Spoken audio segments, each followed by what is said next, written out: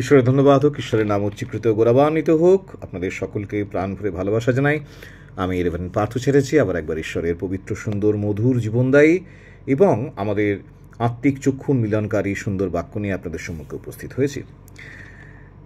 ঈশ্বরের বাক্য আমাদেরকে কত না কিছু শেখায়, এবং সবচেয়ে বেশি যে কথাটা বাইবেলে আমাদেরকে বারবার বলা হয় সেটা হলো যে we need to be steadfast, steady. কিসে? না, ইন ফেথ। অর্থাৎ আমাদেরকে বিশ্বাসে স্টেডফাস্ট বা স্টেডি বা দৃঢ় বা অনড় থাকতে হবে। বিশ্বাস নড়চড় হলে হবে না। আজকে একরকম বিশ্বাস, কালকে একরকম বিশ্বাস, আজকে বিশ্বাস করছি কালকে করছি না, এইভাবে হবে না। বায়ুতাড়িত তুষের ন্যায় তালে হয়ে যাব আমরা। তাই আমাদের বিশ্বাসীর জীবনে এই ব্যালেন্স থাকাটা, staying steady in faith, balanced, এটা ভীষণ প্রয়োজনীয়। তাই আমরা আজকে একজনের জীবন কাহিনী দেখব বাইবেল থেকে, যিনি এই ফেথ বা বিশ্বাসে স্টেডি বা দৃঢ় অনড় থাকতে পারেননি বলে তার জীবনে অনেক প্রতিভা থাকা সত্ত্বেও তাকে অনেক নিচে নামতে হয়েছিল, অনেক কষ্ট পেতে হয়েছিল। এবং তিনি ছিলেন একটা দেশের রাজা, ইসরায়েলের রাজা। তার নাম ছিল শৌল, মনোনীত রাজা, ঈশ্বরের মনোনীত রাজা। তো আমরা যখন শৌলের কথা দেখি প্রথম, তখন তিনি ভীষণ স্পিরিটেড। যখন শৌল রাজা হয়েছেন, ভাববাদী সমুয়েল মারা গেছেন, শৌল ভীষণ স্পিরিটেড। তখন যদি আমরা সেই প্রথম সমুয়েল তার 28 অধ্যায়ে 3 পদ দেখি, তো প্রথম সমুয়েল 28 অধ্যায়ে 3 পদে দেখছি যে প্রভুর বাক্য শৌলের প্রথম দিককার কথা বলছে, যে তখন সমুয়েল মরিয়া গিয়াছিলেন এবং সমস্ত ইসরায়েল তাহার জন্যে শোক করিয়াছিল এবং রামায় তাহার নিজ নগরে তাহাকে কবর দিয়াছিল। আর শৌল ভুতুড়িয়া ও গুণীদিগকে দেশ হইতে দূর করিয়া দিয়াছিলেন। শৌলের জীবনে ফার্স্ট স্টেজ, শৌল ভুতুড়িয়া ও গুণীদিগকে দেশ হইতে দূর করিয়া দিয়াছিলেন। আবার সেই একই প্রথম সমুয়েলের সেই একই 28 অধ্যায়ের 7 পদে যদি আমরা নামি, 7 পদ, তাহলে দেখব যে 3 পদে পড়েছিলাম যে শৌল গুণীদিগকে ভুতুড়িয়াদিগকে দেশ থেকে দূর করে দিয়েছিলেন। 7 পদে, মাত্র 4টে পদ পরে কি দেখতে পাচ্ছি আমরা? লেখা আছে, তখন শৌল আপন দাসগণকে কহিলেন, আমার জন্যে একটি ভুতুড়িয়া স্ত্রীলোকের অন্বেষণ করো, আমি তাহার কাছে গিয়া জিজ্ঞাসা করিব। কি জিজ্ঞাসা করবেন শৌল? কি জানতে চাইবেন? না, 4 পদ থেকে যদি আমরা দেখি তো দেখব যে 3 পদে শৌল সমস্ত ভুতুড়িয়া দিয়ে বার করে দিয়েছেন, 4 পদ থেকে শুরু হয়েছে। পরে পলেষ্টীয়রা একত্র হইল এবং আসিয়া সুনেমে শিবির স্থাপন করিল। আর শৌল সমস্ত ইসরায়েলকে একত্র করিয়া গিলবোয়ে শিবির স্থাপন করিলেন। কিন্তু শৌল পলেষ্টীয়দের সৈন্য দেখিয়া ভীত হইলেন, তাহার অতিশয় হৃৎকম্প হইল।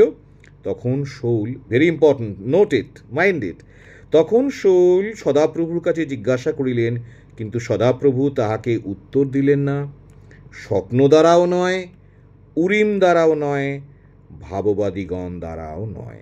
4 থেকে 6 পদে এই কথা বলা আছে। আর 7 পদেই শৌল মত পরিবর্তন করে দাসদের বললেন, আমার জন্য একটি ভুতুড়িয়া স্ত্রীলোকের অন্বেষণ করো, আমি তাকে জিজ্ঞেস করব যে এইবারে আমার জয় না পরাজয়, আমার ধ্বংস না আমার জিত, আমি কোথায় যাব, কি হবে আমার ভবিষ্যতে।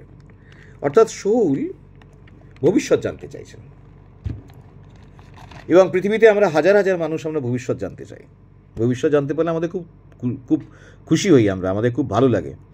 কারণ আমরা সবসময় ভাবি যে ভবিষ্যৎটাকে জানতে পারলে আমরা সেই ভবিষ্যৎটাকে কন্ট্রোল করব এবং মডিফাই করব। অর্থাৎ যদি আমি জানতে পারি যে আগামী ভবিষ্যতে আমার কিছু একটা খারাপ আছে, তাহলে আমি সেটাকে প্রিভেন্ট করব, রুখে দেবো, চেষ্টা করব। আর যদি দেখতে পাই ভবিষ্যতে আমার খুব ভালো কিছু হতে যাচ্ছে, তাহলে আমি সেটাকে আরও ম্যাগনিফাই করব, আরও বেশি বেশি সেই দিকে ওয়ার্কআউট করব, যাতে আমি সেই ভালোটাকে আরও অধিক পরিমাণে পাই।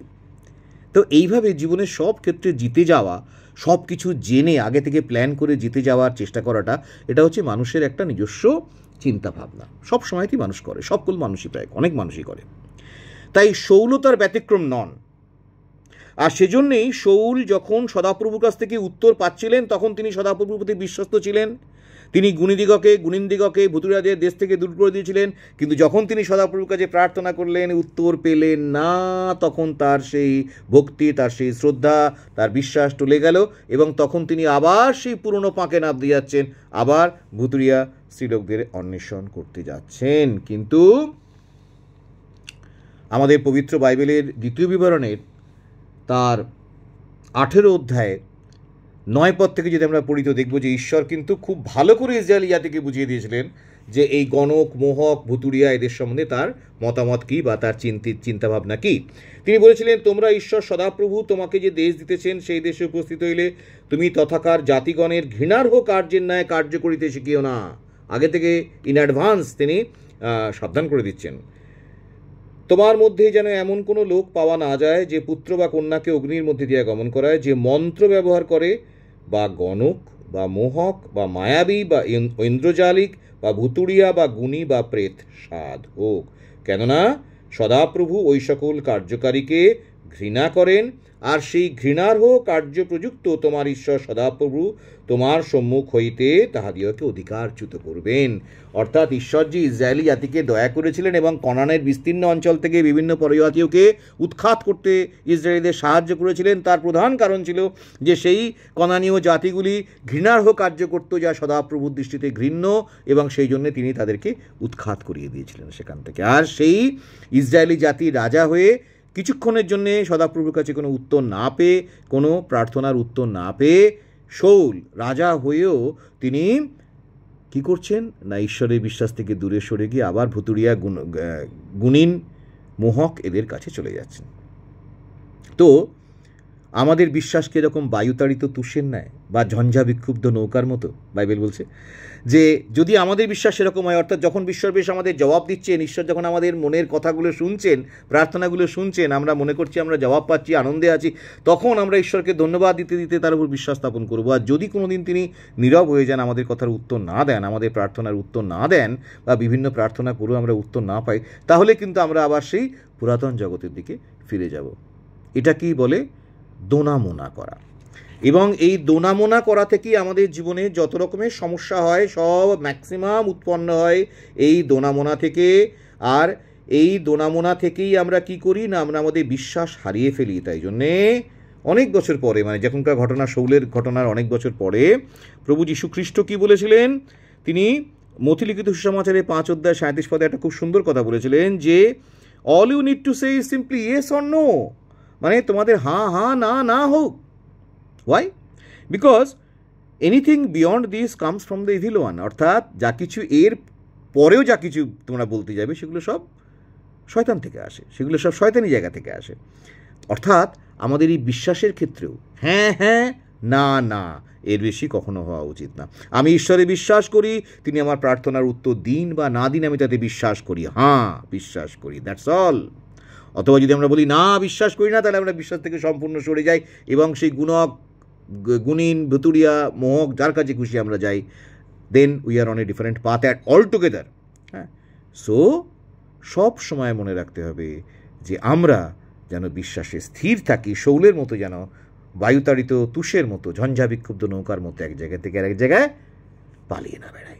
ঈশ্বরের ধন্যবাদ হোক, ঈশ্বরের নাম উচ্চীকৃত হোক, গৌরবান্বিত হোক। ঈশ্বর আপনাদের সকলকে প্রচুর প্রচুর প্রচুর পরিমাণে আশীর্বাদ করুন। Amen, amen, amen.